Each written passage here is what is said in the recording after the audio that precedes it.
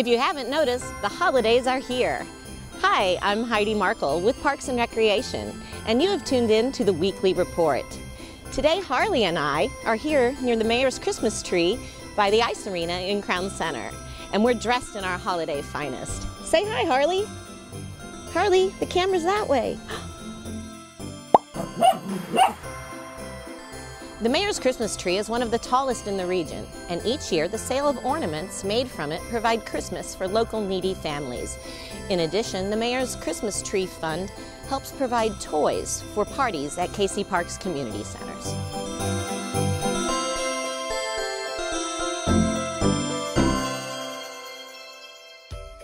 Are you ready to tell your holiday wishes to the Fairy Princess? Since 1935, Kansas City children have been telling the Fairy Princess exactly what they want for Christmas. This year, due to renovations at the Kansas City Museum, you can visit the Fairy Princess at the Garment District Museum. But you must make an appointment. Go to kansascitymuseum.org to purchase a ticket. Santa is making multiple appearances this year at our Santa's Wonderlands. Come out and visit Santa and his friends and enjoy a cup of hot chocolate. You love hot chocolate, Harley, don't you?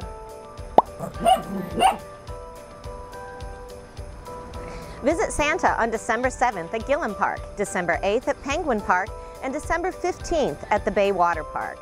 There will be carolers, performances by the Starlight Stars of Tomorrow, and hot chocolate. Be sure to check our website for more information. People often only think of Crown Center as a place for ice skating, but did you know you can also ice skate at the Line Creek Community Center and Ice Arena? And in fact, you can skate with Santa on December the 15th. And before you put up your holiday lights, there's still time to rake your leaves for curbside pickup. The second round of collections begins on November the 26th in the Central Zone. Northland pickup is the week of December the 3rd, and South Zone pickup begins December 10th. Remember, you may leave up to 20 bags or bundles of leaves and brush on your curb on your regular trash pickup day. The city's leaf and brush drop-off sites are also now open. The sites are located at 11660 North Main, 1815 North Shoto Traffic Way, and 10301 Raytown Road. Drop-off is free to residents on Saturdays with identification. For more information about leaf and brush, visit kcmo.gov and search leaf and brush. Please don't push your leaves into the storm sewers. That can clog up or damage pipes, and sometimes causes backups into basements on your block. The annual Veterans Court graduation was held at Municipal Court this week. The graduation recognizes participants who have completed the year-long substance abuse and mental health program and recognizes their mentors. May it please the court. Amen. Good afternoon, everybody. Good afternoon. I've had the chance to do a lot of fun things since getting elected to City Council. We had a Royals victory parade. We've had some other good days, but this is one of my favorite ones so far. Well, the Veterans Treatment Court program in Kansas City has been around since 2009, and it's really important because many of our veterans have been suffering from PTSD, substance abuse, other mental illnesses, even TBI or traumatic brain injuries. And we're giving the veterans an opportunity to go forward with their lives, try to become better people, try to get them housing, get them back on track, off drugs, get them the treatment that they need, and to become productive citizens in the community. So that's why on this Wednesday we're going to take some time, we're going to talk about you. And it may take a while, but it's important for you to know that your city, that your country, that all of us value not just your service, but also value what you have to offer to our society today, tomorrow, and well into the future. The city is hosting a series of public meetings to gather input on a proposed new housing policy. The new policy will address affordable housing, redevelopment, and other long-term housing issues. Please join us at one of 4 meetings on Saturday, November 17th, 10:15 to 11:45 a.m. at the Plaza Library in the Cohen Room, 4801 Main Street. Wednesday, November 28th, 6 to 7:30 p.m. at Northland Neighborhoods, Inc., 4420 Northeast Shoto Traffic Way. Saturday, December 1st, 10 to 11:30 a.m. at the Brush Creek Community Center, 3801 Brush Creek Boulevard. And Saturday, December 8th, from 10 to 11:30 a.m. at the KCPD South Patrol Division, 9701 Marion Park Drive. For additional information about the proposed housing policy, please visit kcmo.gov/lucas/policy. Snowy weather can be very pretty, but before you take your dog for a walk or put them outside in the cold, there's some things you should know. Here's a video with winter pet safety tips, along with videos from other city departments. Thank you for watching the Weekly Report. I'm Heidi Markle. Harley and I wish you a happy holiday season. Isn't that right?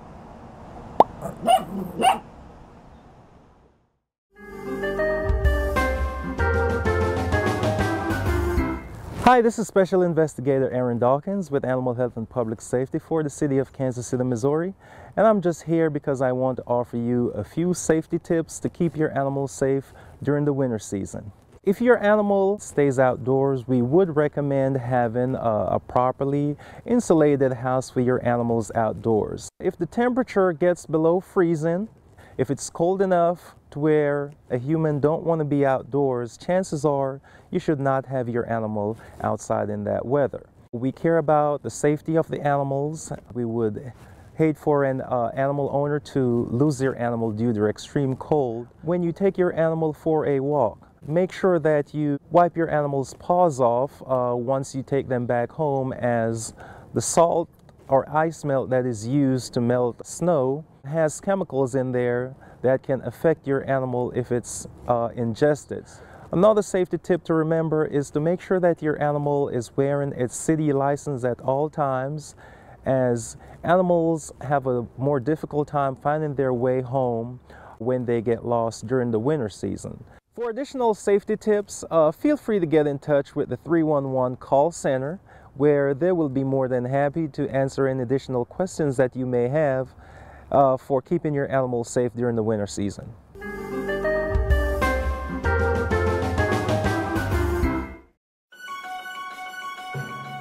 Finish cleaning out your garage now. KC Water's Household Hazardous Waste Facility is about to close for 2 weeks. It's the end of the year closure for maintenance. We clean out the facility of all waste, so we get a final number for the year. The last day for drop-offs will be Saturday, December 15th. Until then, Kansas City residents and those who live in 32 other participating communities can drop off paint, light bulbs, motor oil, and other items for free on Thursdays, Fridays, and Saturdays. Wednesdays are set aside for loads larger than 600 pounds, and an appointment is necessary. And that weight limit is because a normal household averages 150 pounds. We've been getting anywhere from 600 to 2,000 pound loads. In 2017, customers dropped off 1.6 million pounds of products, and that was an 11% increase over 2016. Among the items not accepted, fire extinguishers, explosives, biohazard materials, and smoke detectors. And we can't take them because they have a little radioactive element in them. And we're not permitted to take radioactive material. The facility will be closed from December 18th through January 3rd. For a complete list of what's accepted, hours of operation, location, and participating communities, go to kcwaterservices.org and click on Programs. For KC Water, I'm Brooke Givens. Today we are at a Kansas City, Missouri Parks and Rec facility that is home to KC Melting Pot Theater. Today we are talking to Artistic Director and Founder Harvey Williams, who can tell us a little bit more about the company. Harvey, thank you for having us here. Thank you for inviting. Now, Harvey, when you come off the road here, you can see a facade. What used to be here? Okay, well now, legend has it that this building was originally a stable for police and fire department horses when this was pretty much still parkland. Later on, it just became a facility, a storage facility for parks and recs. A couple of bad fires left the facade up, and they decided just to contain it as a facility, storage facility. And then later on, someone had the idea of the Black Box Theater, which is here now, and from that is it expanded to just our Broadway theater. And you're an anchor here. Yes, KC Melting Pot is the anchor theater company for Just Off Broadway. And how did KC Melting Pot get its start? How did you found it? Well, KC Melting Pot came about as I was a teacher. I retired, and I was looking at what I wanted to do. I had always been involved in theater and acting. And so I had a play I had written years ago, and I want to do this play. And so I basically, long story short, I got it together, and we needed a place to do the play. So we rented out space here at Just Off Broadway. They liked the production, the Theater Association liked the production, and at that time kind of just asked us if we would be interested in being affiliated, and that led to us being the anchor theater company here at Just Off Broadway. And why the name KC Melting Pot Theater? Well, it was trying to think of something that was inclusive. Way back in my college days, those was a long time ago, but way back in those days, I remember one of my world history classes where they talked about this concept of the melting pot and how basically you had different cultures, different stories, and that stuck with me. It's always stuck with me. And I thought, this is about telling stories, and we all have stories to tell. And so I thought, what better phrase would there be for something that's that inclusive than the melting pot? And that's where that came from. Well, the Neighborhood Tourist Development Fund is supporting the upcoming production of On Shoulders now, and you wrote that. Can you tell us about that? Yes, it's probably one of the things I'm happiest about doing. It's a Christmas story. And like one of our promos goes now, really? Another Christmas story?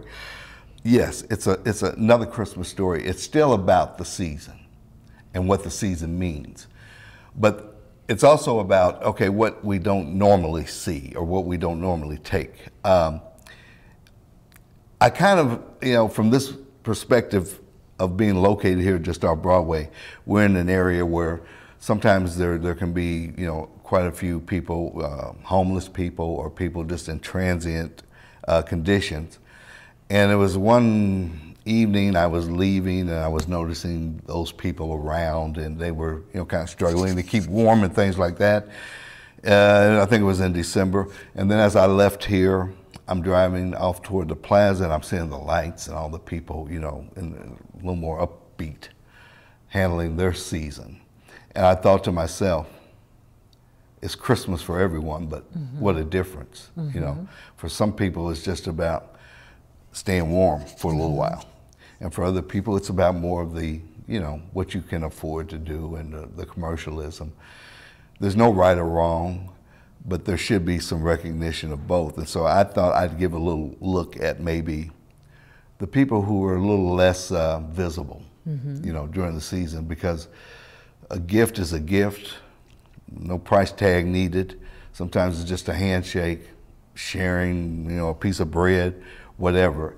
And so that kind of led me to that story, which is about, some of the people who are a little bit disenfranchised around the holidays, but it's still a season for them too.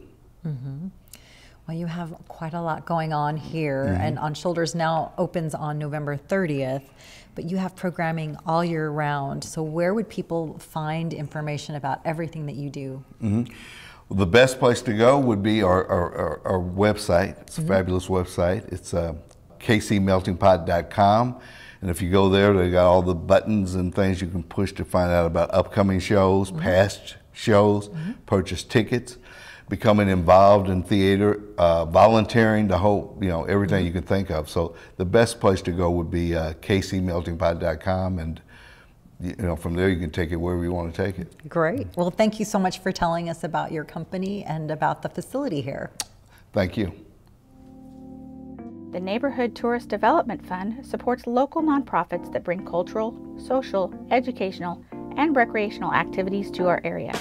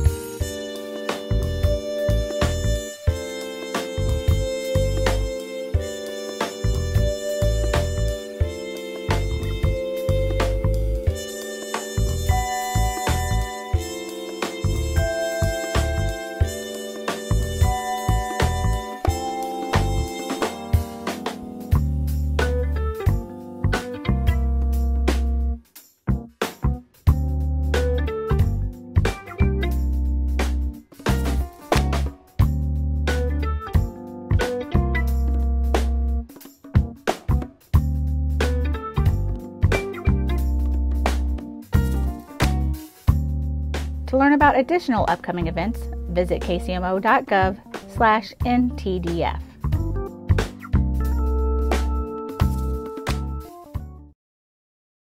It's hard to believe that in just a few short days, this area of Crown Center will be transformed into a magical winter wonderland for families to enjoy this holiday season. Featured at the center of the Crown Center Square will be a magnificent 100-foot Christmas tree, and this has been a Kansas City tradition since 1973. Visiting Crown Center with my family during the holidays is a real magical tradition for us because we get to see all of the decorations, people skating, see the mayor's Christmas tree, and just have a lot of fun together as a family. In late October, lumberjacks cut down the tree, where it is then loaded onto a custom-built trailer to make the 2,000-mile trip through 6 states to arrive here in Kansas City. After the holidays, a local lumber yard helps us recycle the tree and turn that tree into beautiful Christmas ornaments for you to display on your tree every year. We take the wood, we make it into sheets, we treat the wood so that it's permanently sealed, and then we laser out the design, and then we can apply graphics to the actual ornament to make the overall design. This year's ornament is called All Aboard, and the ornament was designed by one of Hallmark's finest keepsake artists, Matt Johnson. It was such an honor to design the mayor's Christmas tree ornament this year. I have always wanted to do a design inspired around Kansas City and my kids' love for trains. Something that was kind of timeless and cute, and we wanted to have that smoke coming out of the smokestack, give it a little bit more motion and excitement. I couldn't tell my kids what I was doing every day, but they would ask me, "What are you working on today?" I'd say, I think I might be working on something you might really love to have on our Christmas tree. The proceeds from the sales of these Hallmark ornaments stays right here in Kansas City as part of the Mayor's Christmas Tree Fund and really helps those less fortunate during the holiday time period. It was really exciting to see the ornament in the packaging. When I think about people having that on their tree, I hope that they think about the time they had together with their family and all of the traditions and activities that they enjoy together. The ornaments that were created from last year's Christmas tree will go on sale exclusively at Crown Center beginning the day after Thanksgiving. And what's even more exciting is Matt Johnson himself will be here at Crown Center signing those ornaments on November 28th between noon and 2 o'clock. Looking forward to seeing you at Crown Center during the holidays.